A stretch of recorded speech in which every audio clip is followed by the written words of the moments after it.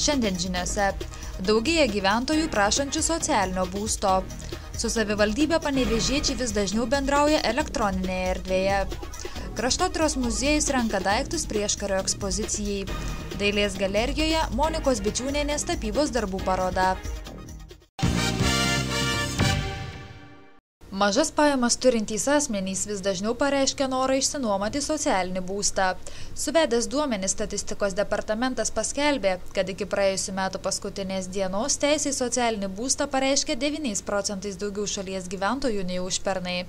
Iki 2010 gruodžio 31 į savivaldybėse sudaromus kandidatų socialiniam būstui gauti sąrašus buvo įtraukta daugiau nei 28 000 asmenų. Panevėžio miesto savivaldybės administracijos ekonomikos ir turto valdymo skyriaus vyresnioji specialistė Rasa Rimšienė patvirtino, kad šiemet norinčiųjų išsinuomoti socialinį būstą sąrašas pailgėjo. Per 2010 metus mes gavom 140 naujų prašymų socialiniam būstui išsinuomoti. Šiai dienai turim jau patvirtintus 2011 metų sąrašus ir sąrašuose, kaip bebūtų gaila tai pasakyti, bet sąrašai yra išsiplėtę ir norinčių išsinuomoti socialinį būstą šiai dienai turime 929 asmenys arba kitaip sakant šeimas. Didžiausias aiškus skaičius yra bendrajame sąraše, ne ką mažiau atsilieka jaunos šeimos. Pernai metais Panevėžyje išnuomota 14 socialinių būstų, juose apsigyveno nuo 1 iki 7 asmenų šeimos. Tačiau Rasa Rimšienė apgailestauja, kad dėl ekonominio sunkmečio naujų būstų neįsigyjama jau kelerius metus.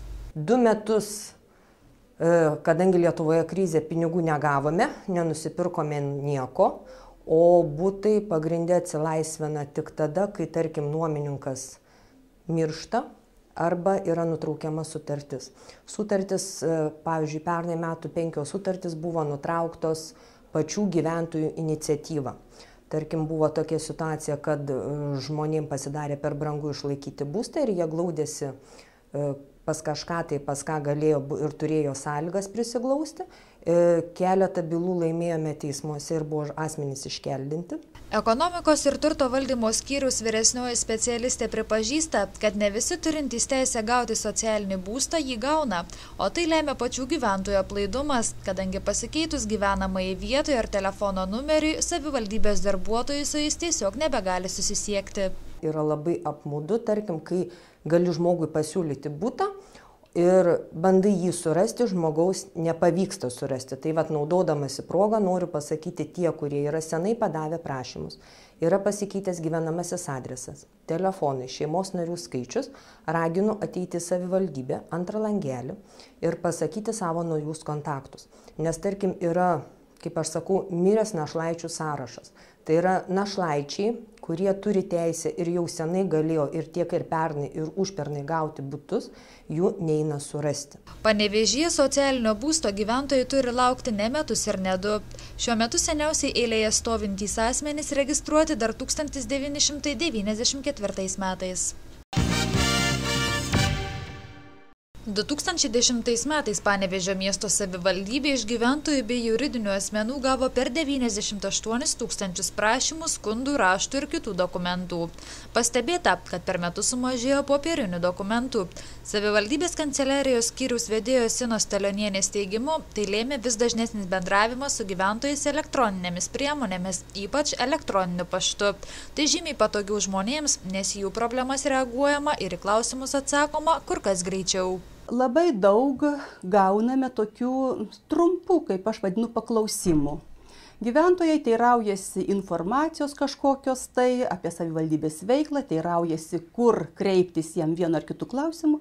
Ir tokiu atveju mes tiesiog gyventojui lygiai taip pat trumpą žinutę atsakome, prašome kreiptis ten ir ten. Kontaktai tokie ir tokie, arba informuojame, kad čia ne savivaldybės kompetencija ir jam reikia kreiptis į kažkur tą kitą įstaigą. Kanceliarijos vedėja neslepia, kad nemažai gaunama anoniminių skundų, kur nenurodomi besiskundžiančio asmens rekvizitai, vartojama necenzūrinė kalba, o patys savivaldybės darbuotojai peikiami dėl savo darbo. Gyventojas skundžiasi dėl kažkokio tai triukšmo, dėl kažkokių tai dūmų iš kamino, kuris ten teršia jo aplinką, kyla jam į butą. Dėl kažkokių nevalytų šaligatvių, dar dėl kažko. Ir nenurodo konkrečiai, kur mums ieškoti to kamino, tos gatvės, to šaligatvio, ar tų triukšmaujančių kažkokių tai įmonių ar gyventojų. Ir dėja, dar vienas dalykas, gyventojai kartais pasirašo visokiais pseudonimais ir panašiai. Ir tada jau būna tikrai, aš pati gaunu kartais iš to pačio pseudonimo kažkokio tai anonimo pasivadinusio pseudonimu gaunu po kelis kartus priekaištus, kad čia neatsakote, kad čia taip, kad čia anaip, kad čia nežiūrite. Kur, kam atsakyti? Elektroniniu paštu savivaldybės darbuotojai iš gyventojų gauna įvairiausių klausimų. Dažniausiai jie susiję su teisinėmis, gyvenamosios vietos deklaravimo, miesto tvarkymo, triukšmo, daugiabučių namų, gyvūnų priežiūros, medžių kirtimo, lopšelių darželių renovacijos, valstybės paramos būstui įsigyti, gatvių asfaltavimo, viešojo transporto ir kitomis problemomis. Panevėžio kraštotyros muziejuje rengiama ilgalaikė ekspozicija skirta Gabrielės Petkevičaitės bitės 150-osiams gimimo metinėms paminėti.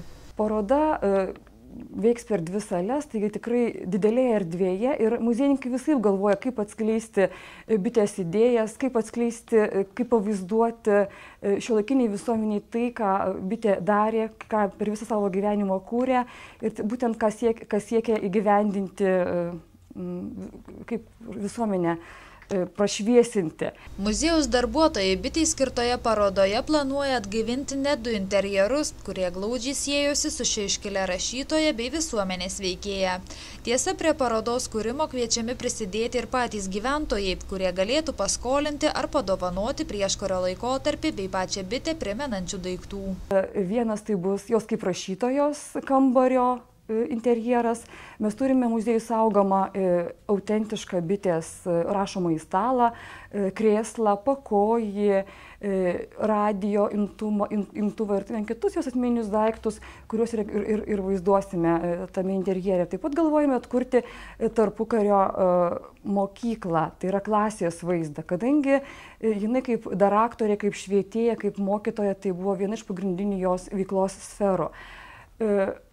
Na ir aišku, nors muziejus tikrai turi sukaupęs per savo ilgą istoriją daug eksponatų ir aišku, turime sukaupę didelį bitės palikimą, tačiau kuriant interjerus dar vis kažko tai trūksta ir jeigu kas nors iš panevėžiečių dar savo namuose turi ką nors įdomaus, kas primena klasę, mokyklą iš tarpukario laikotarpio, tai pavyzdžiui, ar gimnazisto kepurėlę, ar ženkliuką, ar rašalinę, ar rašiklį, ar netyčia kartais gaublį, ar kitokių kažkokių įdomių tokių dalykų, tai tikrai muziejininkai lauktų, kad atneštų į muziejų ir būtų tikrai praturtintų mūsų parodą, o gal po to ir eksponatų kiekį. Ilgalaikė ekspozicija muziejuje duris atvers per bitės gimtadienį, kovo 30 dieną, o veiks iki kitų metų vasario mėnesio. Šiandien Panevėžio miesto dailės galerijoje atidaryta žymiausios lietuvių primityvistės Monikos Bičiūnienės tapybos darbų paroda.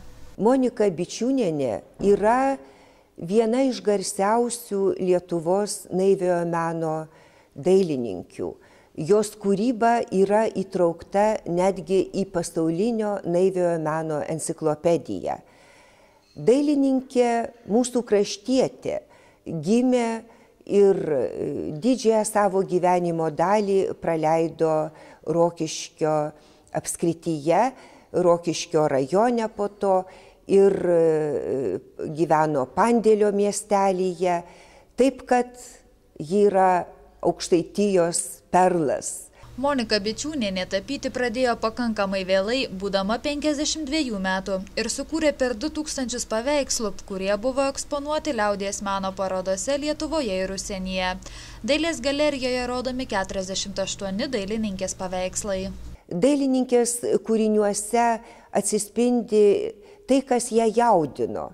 Tai kaimo, mažo miestelio gyvenimas, kasdienybė, trobos, žmonės, galvijai, kaimynai, vaikai, ir labai žavi ant kai kurių paveikslų netgi užrašyti tokie kaip sakinukai, sakykime, kad laukiame blynų ir taip toliau.